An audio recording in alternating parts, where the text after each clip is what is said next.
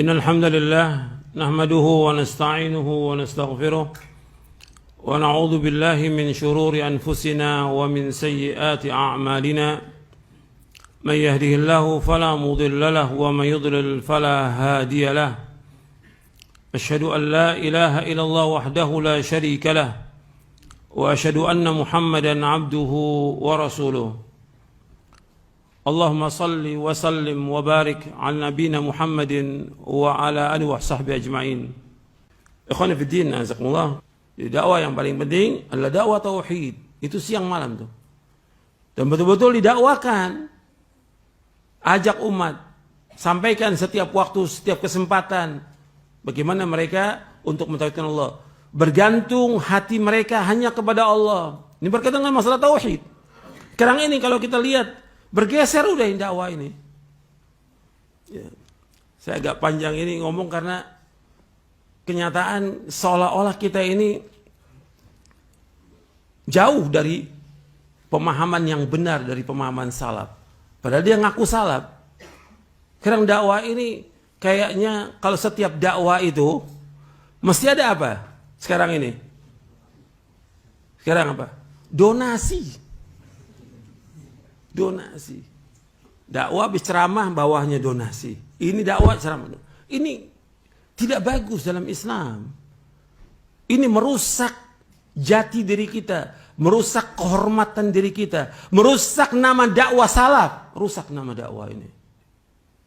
Apa kalau kita nggak ada yang nyumbang, kita nggak bakal hidup, nggak bakal jalan dakwah ini.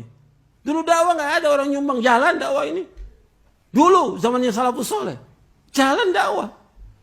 Mereka berkorban dengan dirinya dan hartanya untuk berjuang menegakkan agama ini. Kalau sekarang enggak, semuanya harus dengan uang. Dan minta lagi sama orang lain. Kayaknya menghinakan diri pada manusia. Enggak boleh dalam Islam. Dan banyak hadis berkaitan dengan masalah hukum minta-minta itu hukumnya haram dalam Islam. Alasannya ini kan buat dakwah. Apa ada begitu? Ketika para imam itu, Imam Ahmad, mau dakwah nih, sumbangan ini mau dakwah. La haula wa enggak ada salafus saleh. Dia berjuang dengan dirinya, dengan hartanya untuk menegakkan agama ini. Dan Allah menyebutkan dalam Al-Quran demikian. Jihadnya dengan bi amwalikum wa anfusikum, dengan harta kamu dan diri kamu. Jangan dibalik. Bi amwalihim li anfusikum. Dengan harta mereka untuk diri kamu. Jangan.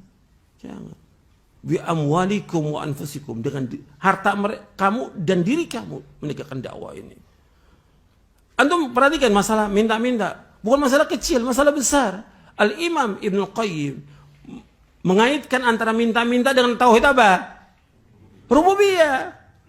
Jadi orang yang minta-minta itu kata Ibnu Qayyim, dia tidak bertauhid. Tidak bertauhid, tidak mentauhidkan rububiyah Allah. Enggak yakin dia. Kalau Allah yang menciptakan kita, pasti enggak Allah berikan rezeki? Pasti. Allah Khalik, Allah Razik. Pasti. Gitu.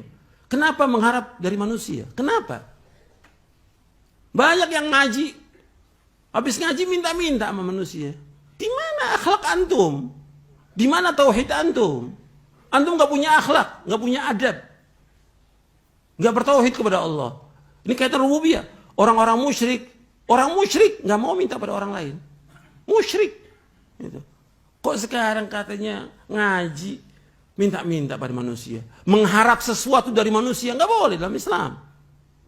Makanya ketika orang minta-minta, yang rusak itu 3. Yang pertama dia merusak dirinya, menghinakan dirinya kepada manusia. Kita wajib menghinakan diri kita kepada siapa? Kepada Allah Rabbul Alamin, Rabbul Izzah. Kita menghinakan diri kita kepada Rabbul Izzah. Bukan kepada manusia.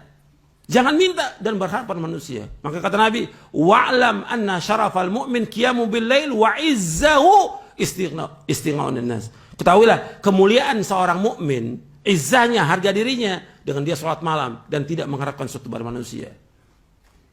Itu baru dia mulia. Tidak mengharap dari manusia, tidak. Yang kedua, dia merusak apa? Merusak orang lain. Mengganggu orang lain. Orang lain juga nggak mau diminta.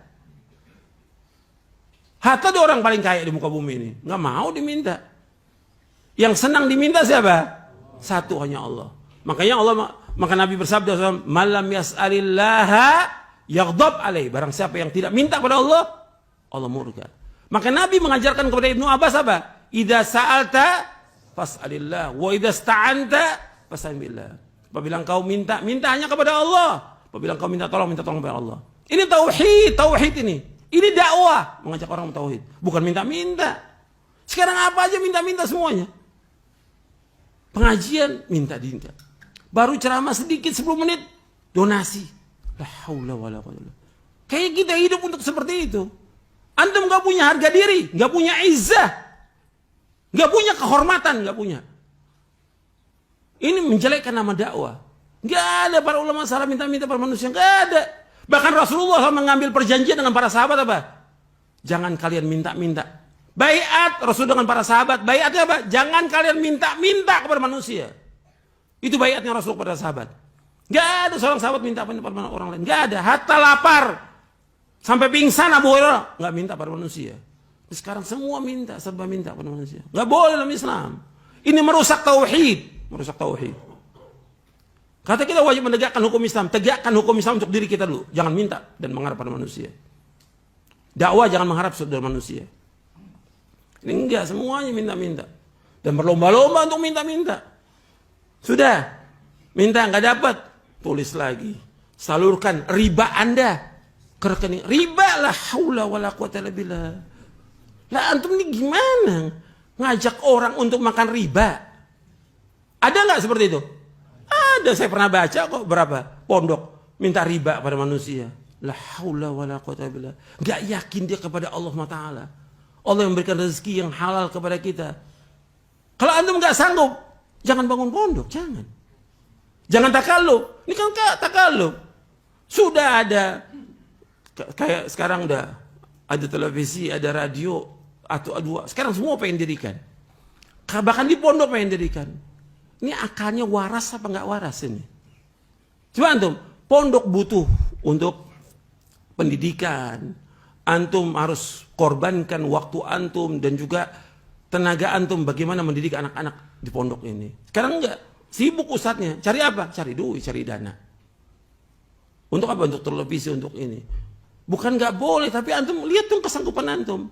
Uang yang antum masuk ini kan kebutuhannya besar. Kayak televisi radio. Berapa juta itu? Katanya sampai 50 juta, 100 juta sebulan. Ya asal buat guru-guru kan. Kalau akalnya waras, asal guru-guru dong biar sejahtera. Yang gak punya rumah jadi punya rumah. Kan begitu. Yang kontrak ditambahin kontrakannya supaya mereka aman. Tenang juga ngajarnya. Dan yang lainnya. Enggak, sekarang semuanya minta-minta. Dan ini kesian. Dan juga kesian seperti yang tadi. Yang kedua tadi apa? Kepada orang-orang kaya itu. Sekarang ada satu minta-minta pondok ini. Kan pondok ini, kamu nih dapat sumbangan dari mana? Fulan. Si A umpamanya. Semua datang ke si A. Yang lain lagi, kamu dapat dana si A. Jadi semua datang si A. Si A tadinya ikhlas, karena satu orang yang minta, sekarang 10 orang. Nggak sanggup dia. Nggak sanggup dia. Akhirnya nggak ikhlas. Antum merusak orang yang tadinya dia ikhlas jadi nggak ikhlas. Dan ini nyata, saya cerita nyata ini. Bukan kata orang, nyata ini. Tadinya orang ikhlas jadi gak ikhlas. Antum merusak orang itu. Akhirnya lama-kelamaan, saya nggak mau ikut salap deh. Minta duit tulus. Loh ini ada. Saya nggak mau. Saya keluar aja dari salap. Saya dimintain duit terus. Na'udzubillah nas'alullah wal-afiyah. Ini terjadi. Bukannya kata orang lagi. Terjadi. Antum nggak bagus seperti itu. Tegakkan tauhid untuk diri antum. Jangan minta-minta. Jangan berharap pada manusia. Jadi disebarkan kemana-mana. Apa aja ada masalah dikit, minta-minta. Ada masalah dakwah, minta-minta. Ya terus hidupnya seperti itu. Sampai akhir hayatnya dia tukang minta-minta. Nggak ada keberkahan dalam hidupnya yang seperti itu. Nggak berkah. Meskipun bukan buat diri kita, tapi kan nanti lama-lama dia makan nggak dari situ? Makan dari situ. Yang minta sumbangan, ya makan juga dari situ. Sumbangan banyak. Ya dia bawa sumbangan, dia harus makan dari situ. Jangan tuh makan dari jerih payah orang lain. Apa nikmat itu? Makan harta manusia. Apa antum gak berat nanti hari kiamat? Tentang yang seperti itu. Akan ditanya oleh Allah. Ini udah sering saya sampaikan ini. Sampai saya nulis buku tentang hukum minta-minta. Mungkin antum besok bawa ya pekan depan itu supaya kita tahu tuh bahas tentang masalah itu. Karena udah kayaknya seperti biasa, hal biasa itu. Sampai minta riba sama orang. Dicantumkan nomor rekeningnya. Ini udah nggak punya harga diri sama sekali. Seperti nggak punya iman. Anda kalau orang beriman nggak bisa begitu. Antum cari yang halal, tinggalkan yang haram. Takut kepada Allah, takut kepada Allah. Ini nggak ada rasa takut. Kembali, jadi dakwah itu harus betul-betul mentauhidkan Allah. Jadi yang tadi minta-minta itu merusak diri pribadi. Yang kedua, orang lain. Kemudian yang ketiga merusak tauhidnya dia kepada Allah. Tauhidnya, tauhid apa di situ? Rububiyah. Itu Imam Ibnu Qayyim bawakan dalam kitabnya Madarijus Salikin. Ya, sampai di sini dulu kajian kita. Mudah-mudahan bermanfaat. Wassalamualaikum warahmatullahi wabarakatuh.